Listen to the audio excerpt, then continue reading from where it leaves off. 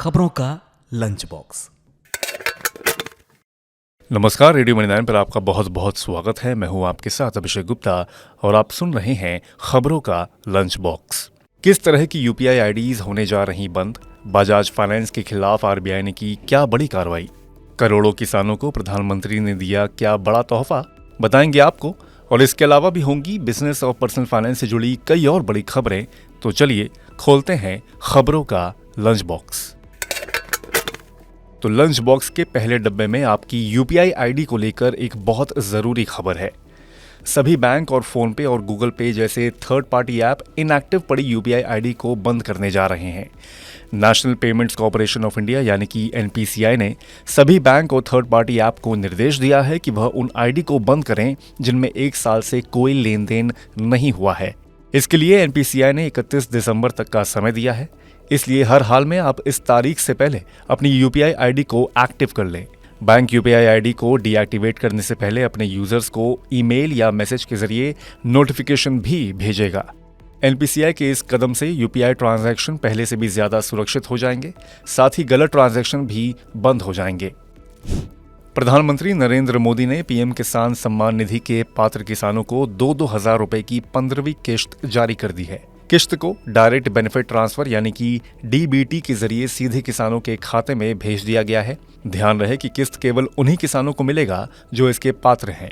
इस बार 8 करोड़ से ज्यादा किसानों के खाते में पीएम किसान योजना की किस्त भेजी जाएगी। देश की सबसे बड़ी एनबीएफसी बजाज फाइनेंस को तगड़ा झटका लगा है।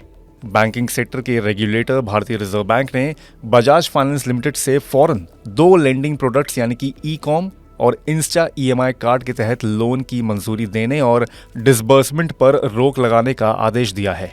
आरबीआई का ये आदेश फौरी तौर पर लागू हो गया है। आरबीआई के अनुसार कंपनी ने भारतीय रिजर्व बैंक की डिजिटल लोन गाइडलाइंस के मौजूदा प्रावधानों का अनुपालन नहीं किया है। खासकर इन 2 लोन प्रोडक्ट्स के तहत ग्राहकों को मुख्य तथ्यों की डिटेल्स जारी न करने और कंपनी द्वारा स्वीकृत दूसरे डिजिटल कर्ज के संबंध में जारी की गई मेन डिटेल्स में खामियों की वजह से ये कार्रवाई आवश्यक की गई है। खोलते हैं लंच बॉक्स का अगला डब्बा। डीडीए जल्द ही 32,000 फ्लैट्स वाली नई हाउसिंग स्कीम लाने जा रहा है। बुधवार को हुई डीडीए की बोर्ड मीटिंग में एलजी और डीडीए के चेयरमैन वीके सक्सेना ने इस स्कीम को मंजूरी दे दी है। चंद दिनों में यह स्कीम लॉन्च होने की उम्मीद है।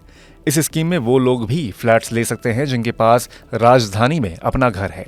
ईडब्ल्यूएस की कीमत 11.5 लाख, एलआईजी की कीमतें 23 लाख और एमआईजी की कीमत 1 करोड़ रुपए है। फ्लैट दिल्ली के द्वारका, लोकनायकपुरम और नरेला जैसी जगहों पर हैं। टाटा कंसल्टेंसी सर्विसेज यानी कि टीसीएस ने अपने 2000 से ज्यादा कर्मचारियों को ट्रांसफर नोटिस भेजा है। आईटी कर्मचारियों की union employ union nascent information technology employ senate यानी कि NITES ने इस बात की जानकारी देते हुए कहा कि कंपनी ने इन सभी कर्मचारियों को 15 दिन के अंदर उन लोकेशंस पर ज्वाइन करने को कहा है। इससे पहले टीसीएस ने एक दूसरे फैसले में कर्मचारियों के लिए हफ्ते में 5 दिन ऑफिस से काम करने को अनिवार्य कर दिया था।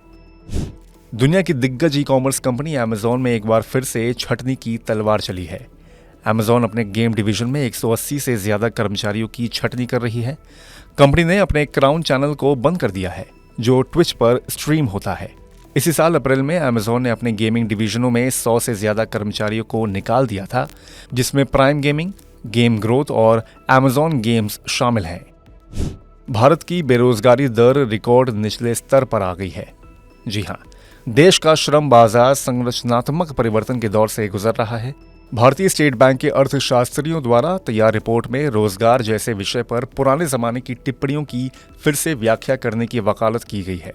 रिपोर्ट में कहा गया है कि भारत की बेरोजगारी दर रिकॉर्ड निचले स्तर पर है। सभी क्षेत्रों में उद्यमिता सहित श्रम बाजार एक गहरे संरचनात्मक परिवर्तन के दौर से गुजर रहा है। प्रधानमंत्री मुद्रा और पीएम स्वनिधि जैसी योजनाओं के माध्यम से उद्यमिता पर सरकार के जोर देने से निचले स्तर पर मौजूद लोगों को सहायता मिली है। इस वजह से भारत में रोजगार के अवसर बढ़े हैं। आईडीबीआई बैंक ने अपनी special FD scheme Amrit Mahotsav की आखिरी तारीख आगे बढ़ा दी है। आईडीबीआई ने जुलाई में स्पेशल एफडी स्कीम की शुरुआत की थी। इसकी अवधि 375 दिन और 444 दिन की है। अब ये स्पेशल एफडी स्कीम निवेश के लिए 31 दिसंबर तक उपलब्ध होगी। पहले इसमें निवेश की आखिरी तारीख 31 अक्टूबर तक थी। 375 दिन वाली एफडी पर आईडीबीआई बैंक सामान्य ग्राहकों को 7.1% की दर से ब्याज की पेशकश कर रहा है। वहीं वरिष्ठ नागरिकों को इस एफडी पर 7.60% की दर से ब्याज मिलेगा।